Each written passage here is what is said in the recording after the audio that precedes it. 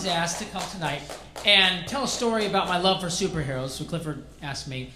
So I got a couple of stories, but the one that makes me kind of culminates with the last few years is 2008.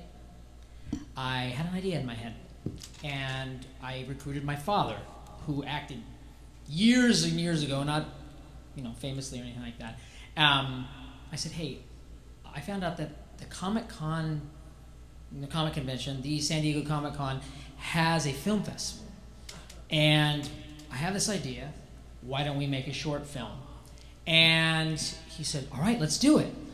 I feel bad now looking back. I think I almost killed him, just made him run all over the place. It's basically, long story short, it's about a guy. Isn't that what all stories are? No, I'm just kidding.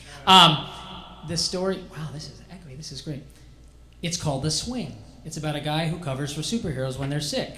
And fast forward, we actually commissioned a feature script to be written for the production company, which is great. But in 2 days and under $200, I called in every favor I could and basically paid for pizza. And I want this to look really, really good. So I spent $200 renting this ridiculous, now everybody's got the cameras that big that can make it look like a movie. But I had this digital camera and then a 35 millimeter lens adapter and then 35 millimeter lens, and this thing weighed a ton, but it looked really cool for under $200. And long story short, we got into the festival and we made the top 3 in our group. And because they found out that we only spent $200, everybody praised us, and that was really, the beginning of going somewhere. But what that did for me, and I go all the funny stuff, there was a bonding thing that happened with my dad. And I've always been close to my dad. He's always been one of my biggest supporters. But since I was a little kid, Clayton Moore, Lone Ranger, Van Williams as the Green Hornet, Adam West as Batman. I'm going to get upset here. This is funny. John Wesley Shipp as the Flash, Michael Keaton as Batman. I mean, Christopher Reeve changed my life when he ran across the street and opened his shirt for the first time. They've always affected me. I thought of all of those guys, and I said, what if the most unlikely guy stepped in when those guys couldn't do it? And who better to play it than my own hero myself was my dad. And he was a character. I mean, I literally, like I said, I don't know how I didn't kill him. I mean, Dad, run towards the camera, open your shirt. And I'm like, no, go back, do it again. I made him do like 10 times. He's like, I'm beat. I put him on a treadmill running uphill to kind of try to make a special effect thing, make it look like he was running fast. It was very fun. But there was a show on when I was a kid, and a lot of you might remember it. It was with William Catt. It was called The Greatest American Hero. And it was about a guy who the aliens give him this suit that has superpowers, but he drops and loses the directions. So he doesn't know how to use it, and he crashes into walls and things like that. I thought, what a great song. It just makes me remember my childhood coming together with my adulthood. Actually, I'm not really an adult. This is, come on. But let's, this little homage to that song.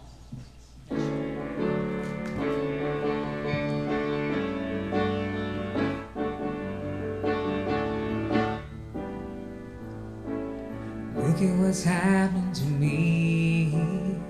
I can't believe it myself. Suddenly I'm upon top of the world. It should have been somebody else.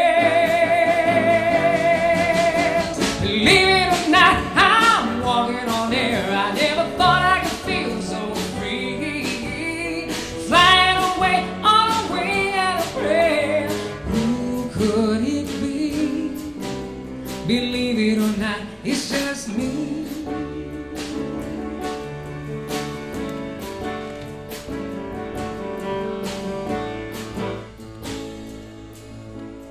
Just like the light of the new day, it hits me from out of the blue, breaking me out of the spell I was in, making all of my wishes come true. Believe it or not, I'm walking on air. I never thought I could feel so free, flying away on a wing and a prayer. Who could it be? Believe it or not, it's just me. This is too good to be true.